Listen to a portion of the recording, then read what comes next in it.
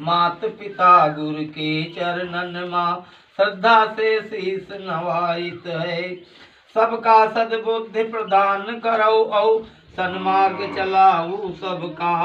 राष्ट्र धर्म संस्कृति के कारण अवधि माँ गान कराऊ हमका। अवधि के मान बढ़े जग माँ तुमसे हम यह मनाइत है। अवधि का मान बढ़े जग माँ तुमसे हम यह मनाइत है। ओम रूप है ईश तुम्हें हम सादर शीस झुकाइत है। गद्य पद्य यात्रा वृतांत नाटक और कहानी माँ।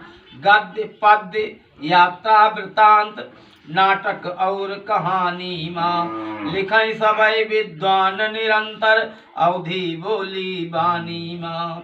आज यह वरदान दियो बस तुमसे यह मनाइत है। आज यह वरदान दियो बस तुमसे यह मनाइत है। ओम रूप है ईश तुम्हें हम सादर शीस झुकाइत है। अंतिम है। सबका हुए कल्याण जगत माँ सब सुखी रहें सब स्वस्थ रहें।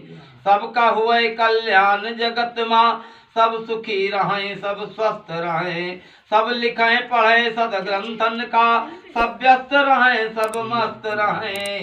मंगलाचरण करके कुमार हम सबके खैर मनाइत है।